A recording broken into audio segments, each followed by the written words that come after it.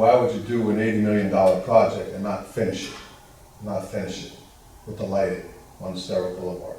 So this is how you get it. I mean, you have to do it piecemeal with the different family members and get it done, and then it's a quick vote and it's over with, you know. And they can do that. I mean, and as Roger so eloquently stated, I mean, the amount of money that we contribute to this, and we have to go back and beg for it, you know, it's not right. But that's the reality. That's the reality. It was prior, after, and now. It hasn't changed too much. But we have the seat, and we have representation, and we do the best we can, and we keep at it, and keep going. So I have every confidence that we're going to be able to work this out, and people are going to see the wisdom of it and move on, because they've got bigger things to fry than Fort Myers Beach, believe me. Well, I know we have very good representation of county, Ray, with yourself and other members of the town council, as well as Roger's input. We're probably doing as well as we're going to be able to do in a short run of the county, but I want to go back and just reiterate one more time, this infrastructure game that they're playing in Washington is producing a lot of money. I mean, $1 trillion is a whole bunch of money.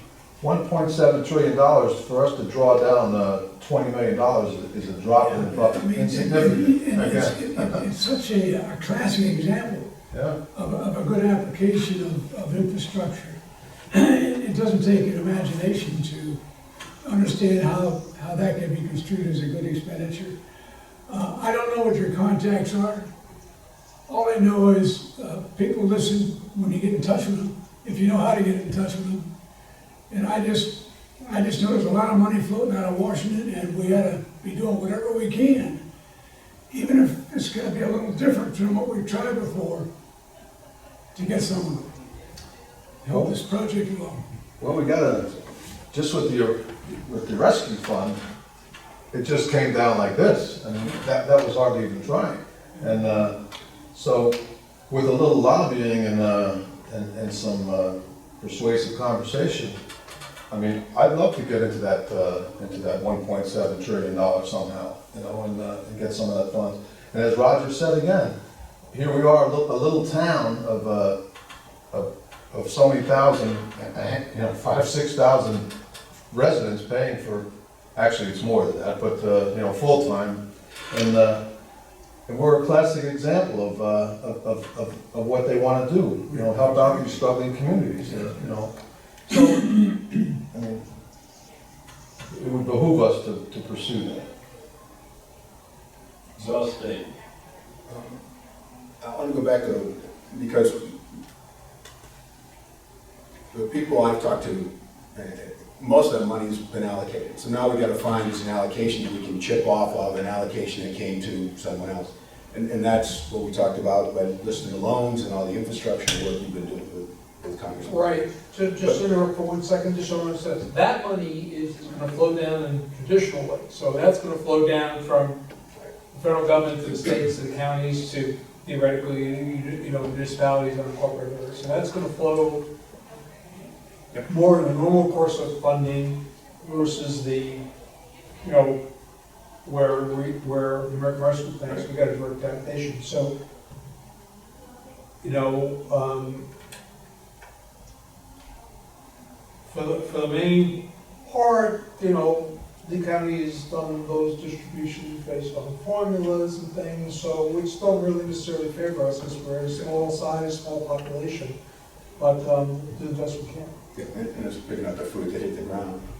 But the second part of mine is, you had talked about, you know, you mentioned to this committee about being a donor community and making the county aware of that. What is it you're looking for the audit committee to do to help you out on that? Well, you know, I think, you know, one of the things about being on committees is that, you know, directly or indirectly, you play a leadership role within the community. So it's really, you know, I always tell people in places that I work is, you know, people think that, you know, sort of the opposition is the person sitting next to them who didn't, you know, vote for them for chairman, or didn't vote for them for some small issue, you know, that's before the council that day. It really isn't. It's for all of us to be united in what message we send to the county, and what message we send to the state, and what message we send to the federal government.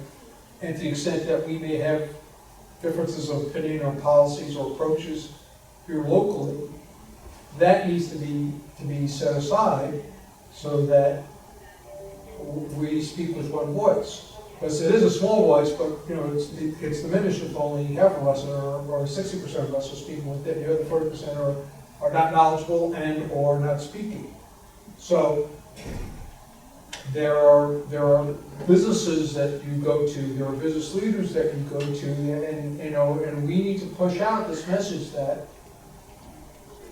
you know, the county should be looking for opportunities to help us instead of creating policies and regulations that pushes the burden on us.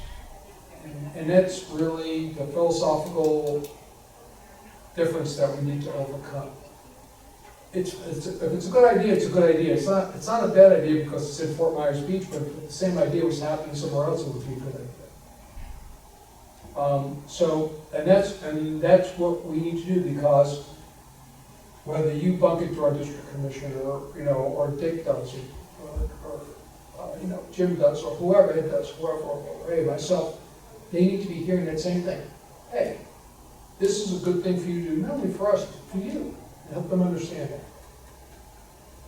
And so, you know, it's very easy for us to say, it's too hard to work with the county, let's just, you know, take on the burden for the lighting ourselves. So, you know, it's the quickest path.